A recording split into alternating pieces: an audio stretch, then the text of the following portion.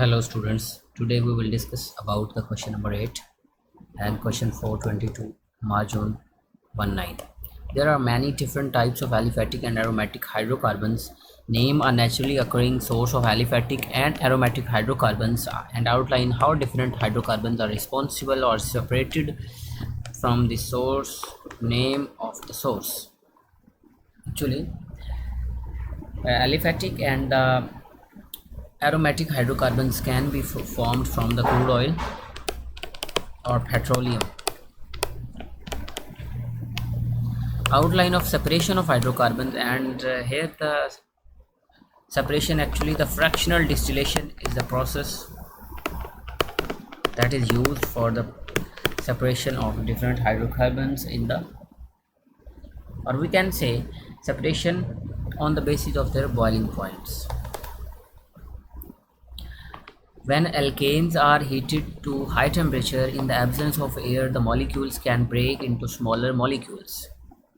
Okay, when alkenes are heated to high temperature in the absence of air, molecule can break into smaller molecule. Identify the type of the reaction occurring. Actually, this reaction is cracking, actually, in which larger molecules are being converted into the smaller molecules. So the part 2 is write an equation which describes the reaction occurring when heptane is heated in the absence of air to form hexane, butane and ethene only. So here we can say C7H16 in the absence of air is being cracked down into the hexane C6. So here we can see C6H14 plus C4H10 plus C2H4. So here we can say carbon 6, 4, 10 and 2, 12. So here we can add 2 molecules and these are 12, and here we can add plus 2. So this is the actually equation. The equation for complete combustion of ethene is shown. This is the complete combustion for ethene. Calculate the volume in dm cube of carbon dioxide formed in the complete combustion of 1 gram of ethene at room temperature and the pressure. Actually, here we can see the equation for complete combustion of ethene. So this is the equation, and we have to find the volume of carbon dioxide when 1 gram of ethene is being combusted. So here we can see number of moles, actually number of moles ratio 1:2, and mole is equal to mass over molar mass for the ethene. So we have to find number of moles, so n into capital. So here we can see 1 over C2H4, so 24 plus 4, 28, 1 over 28. So this is the number of moles, and 1 over 28 into 2, these are the number of moles of carbon dioxide. These are 1 over 14. These are the number of molecules of moles of carbon dioxide, and we have to find the volume. So volume, number of mole is equal to volume over molar volume, and here we can see 1 over 14 is equal to volume over 24. So 24 by 14 is equal to volume, and here it is 12 by 7. So luckily it is not the 24 by 7, that means available at the average time 1.7 dm cube is the answer. So the part D is the table compares the reactivity of alkenes and alkanes with the chlorine. Name of the type of reaction with the chlorine. Name of the type of reacting species. Alkanes, actually these are called as substitution, and the whole name is free radical substitution. Alkenes, addition and substitution. No, it is only the addition. Okay, here we can see name and the type of free radical and electrophile and free radical. During the first stage in the substitution reaction, chlorine form chlorine free radical. What is meant by free radical? Actually we can say free radical means only the unpaired electron are present, and we can say homolytic fission taking place. In the next part we will see that too.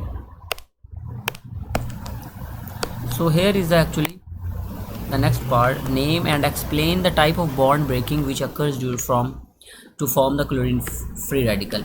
Remember one thing: whenever there is free radical formation, there is homolytic breakdown of the compounds or the bonds.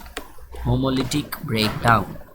What do you mean by homolytic? Actually, whenever the bond is between two different atoms, we can say this is the heterolytic fission, because the probability or the force or the electronegativity of the chlorine is greater. So this become partial positive and this become partial negative, so the chlorine will attract the whole bond. But in the homolytic fission, there is bond between the electronegative with the no electronegative difference or very small electronegative difference like HH. So this is the homolytic fission in which free radical are being formed. So name the stage of reaction mechanism which occur when the methane molecule reacts with the chlorine free radical. So the name of this process is actually the propagation step. So this is the propagation step, because as I mentioned earlier, whenever there is free radical on the both sides or on the reactants as well as on the product side, so this process is called as the propagation. Complete the equation for the reaction which occurs when the methane molecule reacts with the chlorine free radical. So here we can see the half equation or the incomplete equation. Complete the question for the reaction which occurs when the methane molecule reacts. So here we can see this is the homolytic breakdown, and hydrogen will become free radical, or here free radical. So we can say C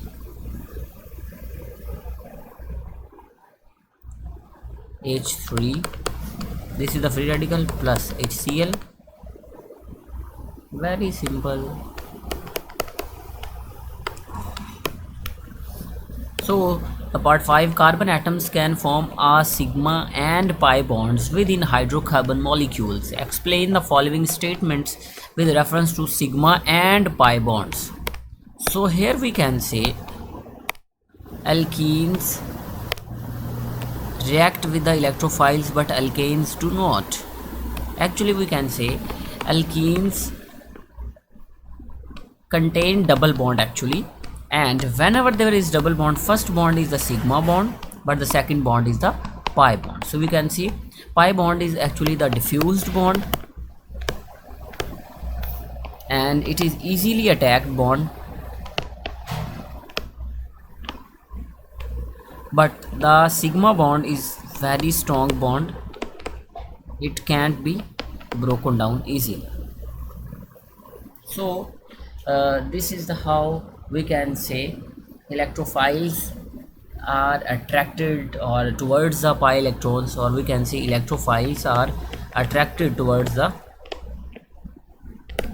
pi bond, that is the exposed bond, but the electrophiles are not attracted towards the sigma bond actually, or we can say sigma bond is very strong, or we can also say it is inert bond. So this is question 4. Hope so you get my points. Thank you.